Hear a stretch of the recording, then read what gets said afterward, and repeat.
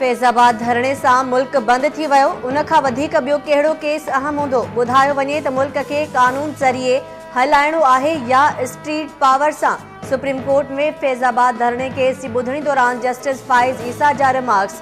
अदालत attorney general जे पेश न थियण ते पुछाणो कंदे चयो त हुकूमत धरणो केस हलाइण नथी चाहे त ॿुधाए छॾे। असां ही केस दफ़न करे छॾियूं। मुल्क सिर्फ़ आइन तहत ई हलंदो।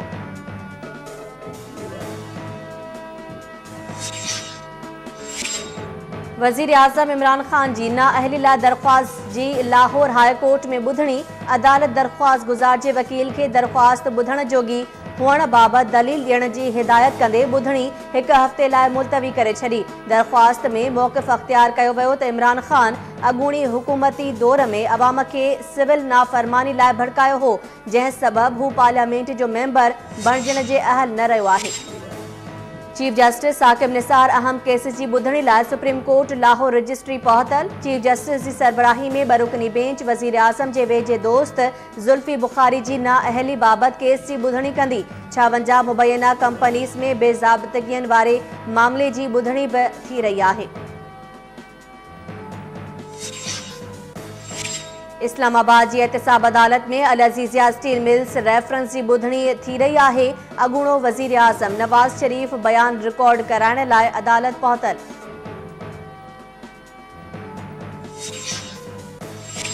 सिंध हाई कोर्ट में फरियाल टालपुर मंजूर वसाण नासिर शाह सुहेल अनवर सियाल समेत पीपल्स पार्टी के बियन अगवाणन खिलाफ अकामे बाबत केस की ॿुधणी। दरख़्वास्त गुज़ार मौज़म अब्बासी चयो आहे त supreme court Nawaz Sharif case में वाज़े करे छॾियो आहे त असासा लिकाइण नाअहली आहे। सिंध हाई कोर्ट पीपी अगवाणन के अकामो ज़ाहिर न करण ते नाअहल करार ॾेई छॾियो।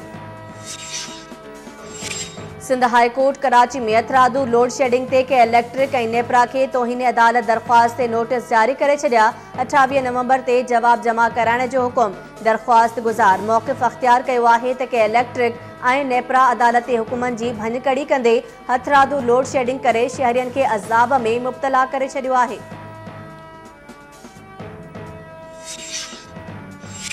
दादू भरसा खैरपुर खां सेवण वींदड़ ज़ाइरिन जी बस गलती थी पई। हादिसे में ड्राइवर फोत, औरतुनि ऐं ॿारड़नि समेत 15 खां वधीक ज़ाइरिन ज़ख़्मी।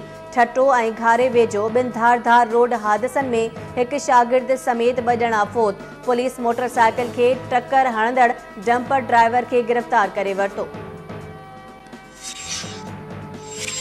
मिठी सिविल अस्पताल में 3 ॾींहनि जो वधीक हिकु ॿारड़ो फौत थी वियो। हलंदड़ महीने दौरान फोती ॿारनि जो अंग वधी 36 थी वियो। 7-8 ॿार अस्पताल में दाख़िल।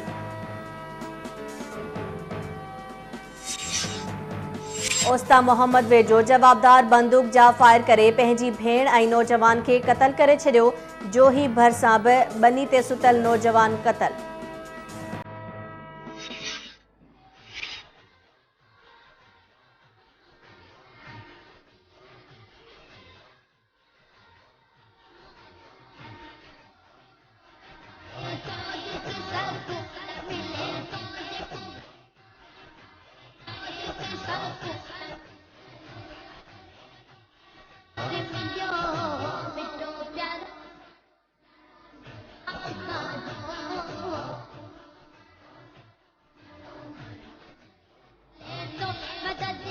सिंध समेत समूरे मुल्क में जश्न ईद मिलादुल नबी मल्हाइण जूं तयारियूं। मस्जिदुनि, घिटियुनि ऐं घरनि खे सिंगारियो वियो।